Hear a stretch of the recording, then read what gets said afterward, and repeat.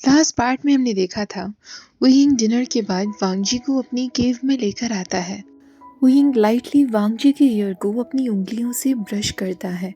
वांगजी उसके cool touch को अपने अगेंस्ट फील कर रहा था, जिस वजह से उसके कान एकदम रेड हो जाते हैं। वांगजी की पूरी बॉडी में शिवर होने लगता है। उसे पता भी नहीं था कि अगले ही पल उस पर क्या भूत सवार हो गया, जो वो वुयिंग को उसकी रोब से पकड़कर अपनी तरफ खींच लेता है और उन दोनों के लिप्स आपस में मिल जाते हैं। ये उन दोनों का पहला किस था, जो कि काफ़ी क्लमसी और रफ था। वुयिंग अपने हाथों को वांगजी की वेस्ट पर लेकर आता है और दोनों के बीच के डिस्टेंस को एकदम कवर कर लेता है। दोनों की ही बॉडी में जैसे फायर लग चुकी थी। दोनों एक दूसरे की बॉडी को चाहते थे और वो एक दूसरे की इतना नज़दीक थे जितना वो पॉसिबली हो सकते थे। वांगजी सोच रहा था कहीं इतनी ज़्यादा ओवर हीटिंग उसकी बॉडी के लिए बेकार तो नहीं, कहीं उसे अंडर वाटर जाने की ज़रूरत तो नहीं पड़ जाएगी। पर जैसे ही वुयिंग के हाथ उसकी चेस्ट तक पहुंचते हैं, उसके दिमाग से सब कुछ गायब हो जाता है। वांगजी वुयिंग की लोअर लिप पर बाइट कर लेता है।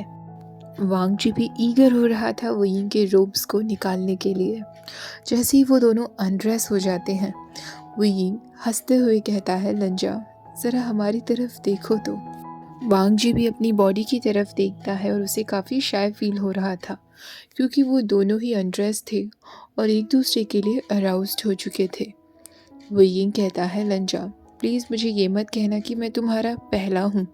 ये बात बिल्कुल सच थी। वांगजी ने इस तरीके का अराउजल पहले कभी भी एक्सपीरियंस नहीं किया था। ये बात सच थी कि मरमेड्स भी मेट बनाया करते थे जिससे वो रिप्रोडक्शन कर सकें, पर वांगजी को कभी भी ये सब में इंटरेस्ट नहीं था। पर वुयिंग से मिलने के बाद जैसे ये उसका सपना बन चुका था। पर क्योंकि वुयिंग एक मरमेड नहीं था, इसलिए ये बात वांगजी को परेशान कर रही थी। वो वुयिंग के बारे में किसी को नहीं बता सकता था और उसे डर था कि अगर उसने अपनी ये फीलिंग्स वुयिंग के सामने जाहिर की तो वो वांगजी को शेमफुल समझेगा। पर इससे पहले कि वांगजी अपनी विशेस वुयिंग के सामने रख पाता, वुयिंग वांगजी को उसकी बैक साइड से स्क्वीज करते हुए अपनी तरफ खींचता है। वो उसकी हार्डनेस को उसके रोब से ही फील कर पा रहा था। वुयिंग उसे कहता है, लंजा मैं इस वक्त सच में तुम्हें बहुत ज़्यादा चाहता हूँ। वांगजी उससे कहता है, वुयिंग मैं भी तुम्हें चाहता हूँ। वुयिंग अपनी फिंगर्स को वांगजी के माउथ की तरफ लेकर आता है। वांगजी उसके फिंगर्स को लिक करने लगता है और वुयिंग के रिमार्केबल रिएक्शंस को देखने की कोशिश करता है। ये देखकर वुयिंग हंसते हुए कहता है, लंजा और वो तुम थे जो मुझे शेमलेस कह रहे थे। वांगजी कहता है, हाँ तुम शेमलेस हो। तुमने मुझे ह्यूमंस के इस पार्ट के बारे में नहीं बताया था। वुयिंग वांगजी की नोज पिंच करते हुए कहता है, हमने कितना टाइम बर्बाद कर दिया ना लंजा। अगर हमें पता होता कि हम दोनों की एक दूसरे के साथ इतनी अच्छी बनेगी तो हम ऑलरेडी साथ में कितनी रातें बिता चुके होते। ये सेंटेंस सुनकर वांगजी का पूरा चेहरा एकदम लाल हो जाता है। वो वुयिंग से कहता है, जब मैं तुम्हारे साथ नहीं होता तो क्या तुम मेरे बारे में सोचते हो? वुयिंग वांगजी के शोल्डर्स पर अपना सिर रखते हुए कहता है, सच कहूँ तो जब से मैंने तुम्हें बीच पर उस दिन नेकेड देखा था तो मुझे ऐसा लग रहा था कि तुम कितने गॉर्जियस हो। मुझे नहीं लगता कि तुमसे ज़्यादा ब्यूटीफुल मैंने आज तक किसी और को देखा है। फिर मुझे पता चला कि तुम ह्यूमन नहीं हो, तब समझ आया क्योंकि कोई भी ह्यूमन तुम्हारे बराबर गॉर्जियस हो ही नहीं सकता। तुम्हारी ब्यूटी को कोई मैच नहीं कर सकता रंजा। तब मुझे विश्वास हुआ कि मैं कितना लकी हूँ जो मैं तुमसे मिल पाया। मैं रोज़ आशा लेकर उस बीच पर आया करता था कि मुझे फिर से तुम देखने को मिलोगे। मैं रोज़ वो म्यूज़िक प्ले किया करता था क्योंकि मुझे पता था कि तुम सुन रहे हो। मैं तुम्हें डराना नहीं चाहता था, इसलिए मैंने पहले से कभी तुमसे बात करने की कोशिश नहीं की। हमारे बीच में जो भी कुछ था मैं उसे ख़राब नहीं करना चाहता था। आखिरकार तुम्हारे जैसा एक मरमैन क्यों मेरे जैसे ह्यूमन के साथ टाइम स्पेंड करना चाहेगा? ये सुनकर वांगजी कहता है, वुयिंग तुम्हारे अलावा मैं और किसी ह्यूमन के साथ कभी भी टाइम स्पेंड नहीं करना चाहूँगा।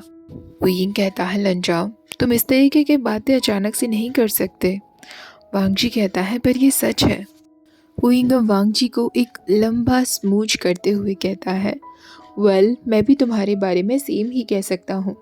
तुम्हारे अलावा कोई और मरमेड नहीं होगा जिससे मैं मिलना चाहूँगा। वांग जी कहता है, वयिंग क्या तुम कभी किसी मरमेड से मिले हो?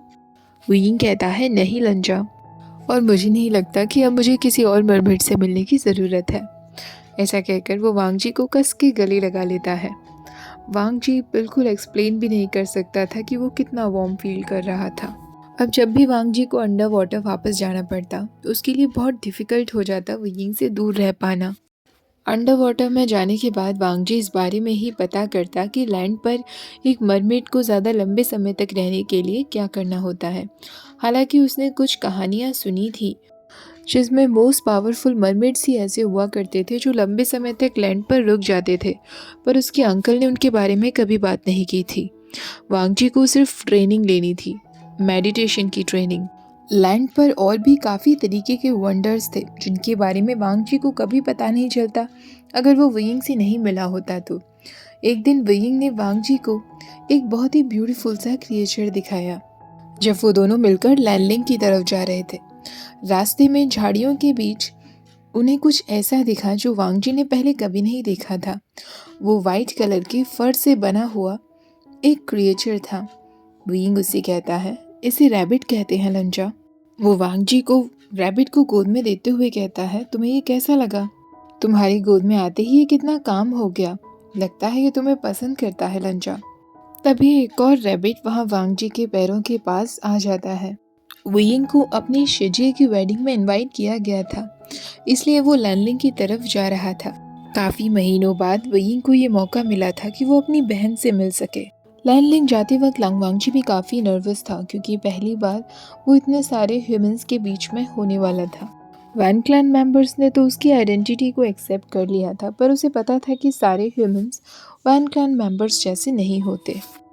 जिन लिनथाई में कदम रखते ही वांग जी और वयिंग के ऊपर ही सबकी नज़र थी। भीड़ में वो सुन सकते थे कि सब उनके बारे में ही बात कर रहे थे। वयिंग अपनी नॉर्मल बैम्बू फ्लूट की जगह इस बार अपनी चैंचिंग फ्लूट लेकर आया था। वांग जी ने कुछ टाइम ही वयिंग को वो चैंचिंग यूज़ करते हुए देखा था, और जब भी वो चैंचिंग यूज़ करता था तो उसके आसपास डार्क एनर्जी काफ़ी ज़्यादा स्ट्रॉन्ग हो जाती थी।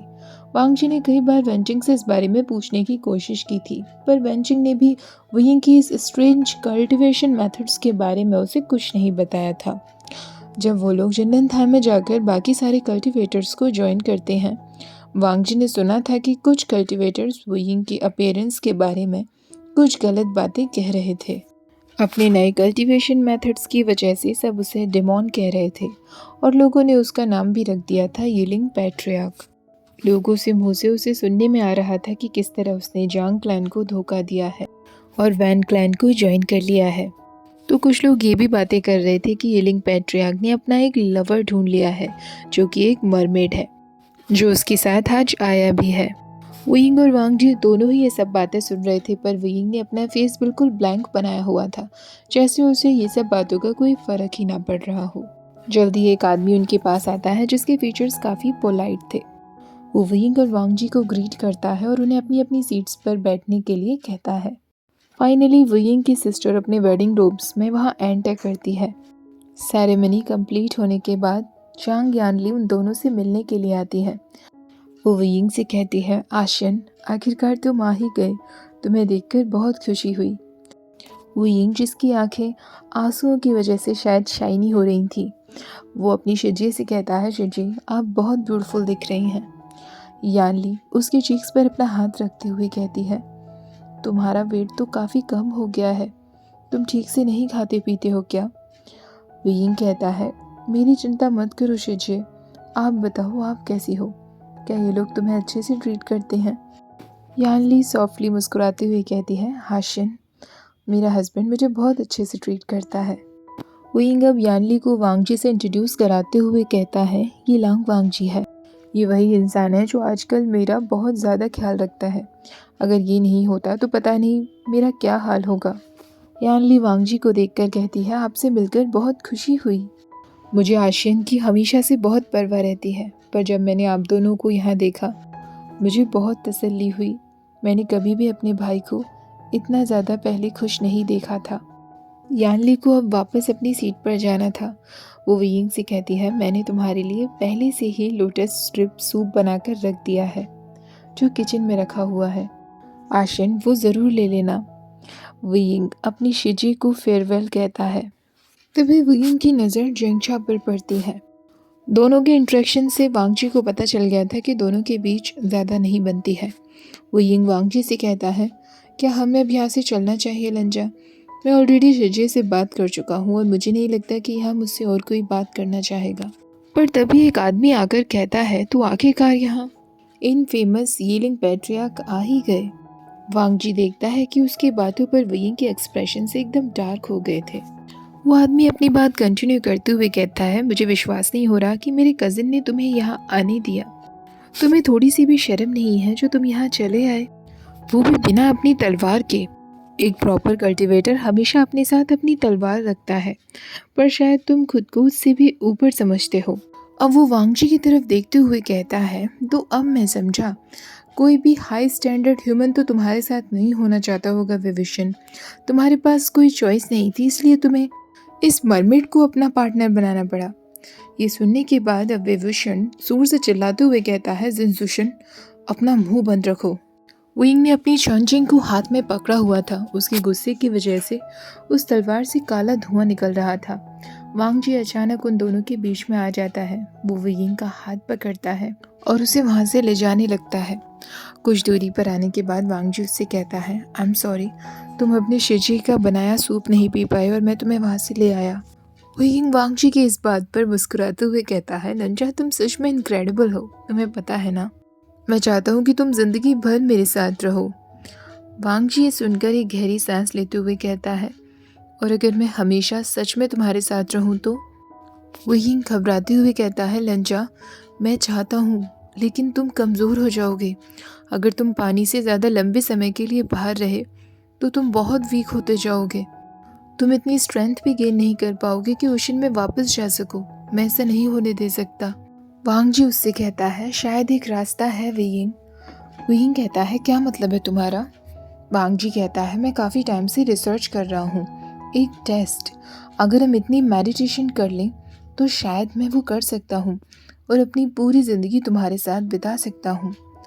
वियिंग कहता है, लेकिन लंजा, तुम्हारी अपनी फैमिली भी तो है, तुम्हारी क्लैन है। मैं तुम्हें उन सब से दूर कैसे कर सकता हूँ? वांगजी कहता है, तुम मुझे उन सब से दूर नहीं कर रहे हो, ये मैं चाहता हूँ। वांगजी ने ऑलरेडी अपनी फैमिली के साथ डिस्कस कर लिया था। वो कोई भी डिसीजन बिना अपने अंकल और अपने ब्रदर को इन्फॉर्म किए नहीं लेता था। शिचैन ने तुरंत इस बात को अप्रूव कर दिया था, हालांकि उसके अंकल इस बात से नाराज थे। इस बात के लिए वांगजी को सच में गिल्टी फील भी हुआ था, पर लैन शिचैन ने उसे इनकरेज किया था कि उसे अपने दिल की बात सुननी चाहिए। वांगजी अपनी दिल की बात आखिरकार वियिंग से कह देता है, मैं अपनी बाकी की ज़िंदगी तुम्हारे साथ बिताना चाहता हूँ विवुशन।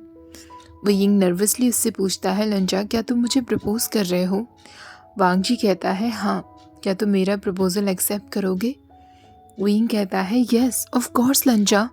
तुम ये क्वेश्चन पूछ भी कैसे सकते हो? वांगजी को जैसे एक चैन की सांस मिली थी। इतने लंबे समय का मेडिटेशन उसका फाइनली फल रहा था। अब वियिंग सिर्फ उसका होने वाला था। अपनी विजिट्स के दौरान उसने कैलकुलेट कर लिया था कि उसे कितने समय रहने के लिए अपनी कितनी एनर्जी की ज़रूरत होगी और फिर कितने लंबे समय तक के लिए उसे मेडिटेशन की ज़रूरत होगी। जब उसने वियिंग को इस बारे में बताया था तो वियिंग थोड़ा सैड हो गया था, ये सोचकर कि इतने लंबे समय तक वांगजी मेडिटेशन में रहेगा और उसे उसके बिना ही रहना होगा।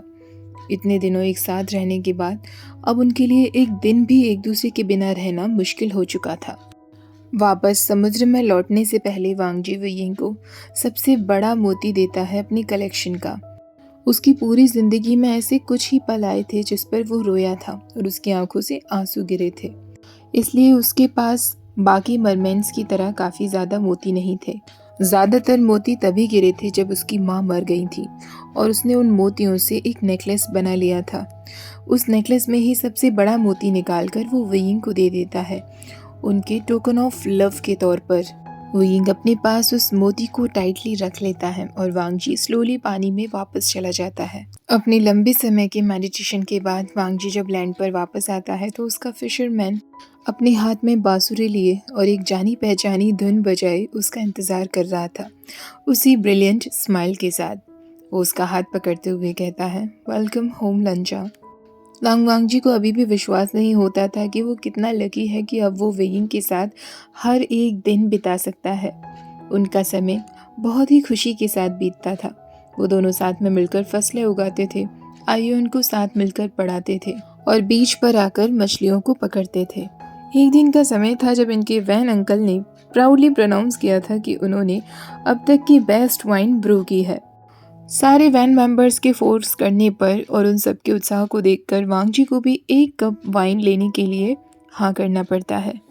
पर उसे जल्दी ही पता चल गया था कि एक कप वाइन भी उसके लिए बहुत ज़्यादा हो गई थी। उसे पूरी बॉडी में वार्म फील हो रहा था और उसे बिल्कुल भी ठीक नहीं लग रहा था, पर उसे खुशी थी कि वियिंग उसके साथ था। रात के वक्त जब वो दोनों अपनी केव में वापस लौटते हैं, वियिंग उससे कहता है, लंजा तुम आज ठीक से कदम क्यों नहीं रख पा रहे हो? ये मत कहना कि सिर्फ एक कप पीने के बाद ही तुम काफ़ी ड्रंक हो गए हो। वांगजी ब्लैंकली उसकी तरफ देख रहा था, जैसे वो कुछ सुन ही नहीं पा रहा है। वो उसके लिप्स की तरफ ही देखे जा रहा था और अचानक से वो उसके लिप्स पर बाइट कर लेता है। वियिंग कहता है, लंजा तुम सच में ये कर क्या रहे हो? वियिंग के बॉटम लिप पर जोर से बाइट करने के बाद वांगजी कहता है, वियिंग मुझे छोड़कर मत जाओ। ऐसा कहकर वो उसे टाइटली पकड़ लेता है। वियिंग उसके बालों को सहलाते हुए कहता है, लंजा तुम्हें क्या हो गया है? मैं कहीं भी नहीं जा रहा हूँ और तुम इस तरह मुझे पकड़े रहोगे तो मैं वैसे भी कहाँ जा पाऊंगा? वांगजी उससे कहता है, गुड। गुफा के बाहर से उन्हें कुछ आवाजें सुनाई दे रही थी, छोटे छोटे कदमों की। आयुन बाहर से कहता है, ब्यूटीफुल गग्गा आप ठीक हो ना? वैन चचू ने कहा कि आप ठीक हैं, पर आपको देखकर नहीं लग रहा था कि आप ठीक हैं। वांगजी और वियिंग जल्दी से एक दूसरे से अलग होते हैं और वियिंग तुरंत जवाब देता है, आयुन तुम्हें इस तरह भागना नहीं चाहिए और रात के वक्त इतनी जोर से आवाज़ भी नहीं करनी चाहिए, वरना सब लोग जाग जाएंगे। आयुन अंदर आ जाता है और वियिंग और वांगजी की तरफ देखता है। वियिंग अपना माउथ कवर किए हुए था। पीछे से वैनिंग आता है और कहता है, वे गुंजे लैन गुंजे मुझे माफ़ कर दीजिए। मैंने आयुन से कहा था कि उसे इस तरह नहीं आना चाहिए, पर उसने मेरी बात नहीं सुनी और भागकर यहाँ आ गया। वांगजी तुरंत खड़ा हो जाता है और आयुन से कहता है, मैं बिल्कुल ठीक हूँ आयुन, तुम्हें बिल्कुल चिंता करने की ज़रूरत नहीं है। अब तुम्हें अपने रूम में वापस चले जाना चाहिए। वियिंग कहता है, हाँ और वैसे भी वो मेरे साथ है ना, तो उसके साथ कुछ भी गलत नहीं होगा आयुन। वैनिंग आयुन को गोद में उठाते हुए कहता है, अब चलो आयुन और अपने दोनों गगा को गुड नाइट कह दो। आयुन दोनों को गुड नाइट कहता है और वहाँ से चला जाता है। उन दोनों के चले जाने के बाद वियिंग केव एंट्रेंस पर एक टैलिस्मैन लगा देता है। वांगजी वापस से उन दोनों के बेड पर बैठ जाता है। वियिंग उसे देखकर कहता है, मेरा हस्बैंड कितना क्यूट लगता है जब वो ड्रंक हो जाता है तो। वांगजी तुरंत जवाब देते हुए कहता है, तुम ज़्यादा क्यूट हो वियिंग। वियिंग हंसते हुए उसके चीक्स पर किस करता है और उससे कहता है, क्या मेरा स्वीट हस्बैंड वो सब करेगा जो भी मैं उससे पूछूंगा? वांगजी कहता है, वियिंग कहता है, तो क्या तुम मुझे बता सकते हो कि तुम्हारा डीपेस्ट डार्केस्ट डिज़ायर क्या है? वांगजी उससे कहता है, तुम। वियिंग जवाब देते हुए कहता है, मैं तो तुम्हारे पास हूँ ना लंजा, मुझसे तुम क्या चाहते हो? वांगजी इस बात का कोई जवाब नहीं देता। वियिंग उसके बालों को ठीक करते हुए कहता है, लंजा तुम्हें पता है ना, तुम मुझसे कुछ भी कह सकते हो, हम दोनों लाइफ पार्टनर्स हैं, मैं तुम्हें जज नहीं करूँगा और अगर तुम अभी रेडी नहीं हो मुझे बताने के लिए तो कोई बात नहीं। वांगजी अब वियिंग के हाथ को पकड़ते हुए कहता है, मैं तुम्हारे बेबीज़ को कैरी करना चाहता हूँ वियिंग। वांगजी नर्वसली वियिंग की तरफ देख रहा था क्योंकि वियिंग ने एक सेकंड के लिए कुछ भी नहीं कहा था, हालांकि उसका पूरा चेहरा ब्राइट रेड हो गया था। वियिंग उससे कहता है, लंजा तुम अचानक से ऐसी बातें कैसे कर सकते हो, वो भी बिना कोई वार्निंग दिए? मैं सच में पागल हो जाऊंगा। ये तो मैं भी चाहूँगा लंजा, क्या ये पॉसिबल है? तुम जन्म दे सकते हो लंजा? वांगजी कहता है, हाँ, मेरी माँ हाफ मरमेड थी और हाफ ह्यूमन थी। वियिंग कहता है, फिर मैं श्योर हूँ कि हमें कोई ना कोई तरीका ज़रूर मिल जाएगा, पर अगर तुम सच में ये चाहते हो सिर्फ तब ही हम ट्राई करेंगे, या हम थोड़ा टाइम सोचने में भी दे सकते हैं। वांगजी वियिंग को इंटरप्ट कर देता है एक किस के साथ, जिससे वियिंग समझ जाए कि वांगजी का जवाब क्या है। शुरुआत में वियिंग के लिप्स एकदम सॉफ्ट थे, वांग जी के लिप्स के अगेंस्ट, पर धीरे धीरे जैसे जैसे डिज़ायर बढ़ता जाता है वुयिंग किसको डीप कर देता है। वुयिंग सीधा उसे वेस्ट से पकड़ता है और उसे नीचे बेड पर लिटा देता है। वांग जी पहले खुद अपनी लेयर्स को निकालने की कोशिश करता है, पर ड्रंक होने की वजह से वो खुद उनमें उलझता जा रहा था। वांग जी के स्ट्रगल को देखकर वुयिंग हंसने लगता है और खुद वांग जी के रोब्स को रिमूव करता है। उनकी गुफा में सिर्फ एक कैंडल लाइट की वजह से हल्का सा उजाला हो रहा था।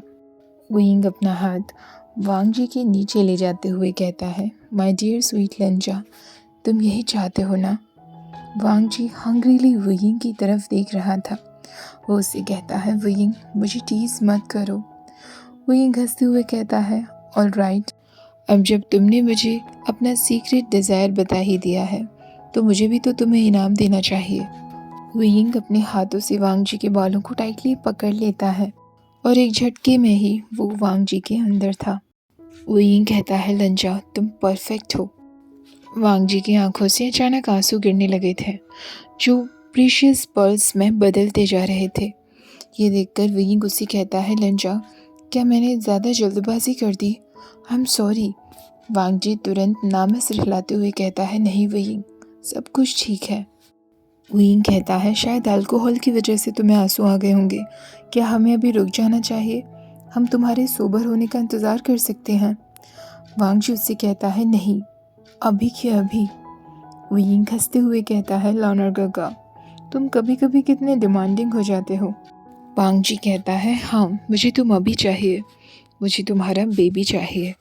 वुयिंग कहता है, लंजा किसको पता था कि जब तुम ड्रंक हो जाते हो तो तुम इतनी डर्टी बातें करते हो। वुयिंग अब उससे कहता है, देखो लंजा तुम ऑलरेडी कितने वेट हो चुके हो।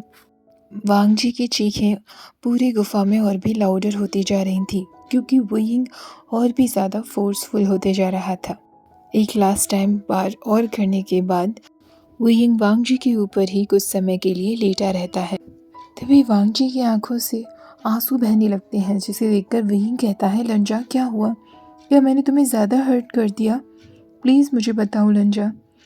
वांग जी उससे कहता है, वुयिंग मुझे नहीं पता कि मैं तुम्हारे बिना कैसे जी पाऊँगा, मैं तुम्हें खोना नहीं चाहता। वुयिंग कहता है, लंजा मैं ऑलरेडी तुम्हें बता चुका हूँ कि मैं कहीं नहीं जा रहा। वांग जी कहता है, आई नो, हम हमेशा साथ साथ रहेंगे तब तक जब तक तुम बूढ़े नहीं हो जाते। मैं उन सालों तक हमेशा ग्रेटफुल रहूँगा, पर उसके बाद सोचने पर ही मुझे बहुत घबराहट होती है वुयिंग। जब हमारे बच्चे होंगे तो मैं उन्हें तुम्हारे साथ बड़ा करना चाहता हूँ। वुयिंग कहता है, लंजा मैं बूढ़ा भी हो जाऊँगा तब भी मैं कहीं नहीं जा रहा। वांग जी शॉक्ड होते हुए वुयिंग की तरफ देखने लगता है तो वुयिंग उससे कहता है, ओ माय गॉड लंजा, क्या मैंने तुम्हें नहीं बताया? आई एम सॉरी, मैं तुम्हें इतनी इम्पोर्टेंट बात बताना भूल गया। मुझे लगा कि तुम्हें मरमेड्स की इन पावर के बारे में पता होगा। उस पूरे समय जब तुम मेडिटेशन कर रहे थे लंजा, जब मैं तुम्हारा इंतज़ार कर रहा था तो मैंने डिस्कवर किया, जब हम पहली बार साथ में सोए थे मुझे अपनी बॉडी में एक स्पार्क फील हुआ था जो मैंने लंबे समय से कभी फील नहीं किया था। मैं श्योर नहीं था इसलिए मैंने उसे टेस्ट किया। जब तुम मुझसे दूर थे मुझे रियलाइज़ हुआ कि मेरे अंदर फिर से स्पिरिचुअल एनर्जी फ्लो करने लगी है लंजा। तुम बहुत इनक्रेडिबल हो। तुम्हारी वजह से मैं अपनी गोल्डन कोर को फिर से रिफॉर्म कर पाया हूँ। इसका मतलब अब मैं भी कल्टिवेट कर सकता हूँ और शायद उतना ही लंबा जी सकता हूँ जितना कि तुम, और किसे पता और भी ज़्यादा जी सकूँ। मैं कहीं नहीं जाऊँगा लंजा। इतनी आसानी से तुम्हारा मुझसे पीछा नहीं छूटने वाला है। आई एम सॉरी लंजा, मुझे लगा था कि मैं तुम्हें ऑलरेडी बता चुका हूँ। ये सुनने के बाद तो वांग जी को ऐसा लग रहा था जैसे उसके अंदर इमोशंस की सुनामी चल रही हो। वुयिंग की बातों पर उसे विश्वास ही नहीं हो रहा था। वो इतने दिनों से इतना ज़्यादा परेशान था ये सोचकर कि वुयिंग अगर उसे छोड़कर चला जाएगा तो उसका क्या होगा। पर वुयिंग अब इमोर्टेलिटी को कल्टीवेट कर सकता था। अब वो उसे छोड़कर कहीं नहीं जाएगा। यही सोचकर वांग जी वुयिंग को चेस्ट पर मारने लगता है क्योंकि उसे गुस्सा आ रहा था कि वुयिंग ने उसे ये बात पहले क्यों नहीं बताई। वुयिंग ड्रंकन वांग जी से कहता है, ऑल राइट लंजा, मैं ये डिज़र्व करता हूँ। मुझे तुम्हें पहले ही बता देना चाहिए था तो तुम्हें इतनी चिंता नहीं होती। दोनों एक दूसरे को किस करते हैं और नोटिस करते हैं कि उनका बेड तो पर्ल्स से भर चुका था। अपने मोतियों से भरे बेड पर वो दोनों पीसफुली सो जाते हैं।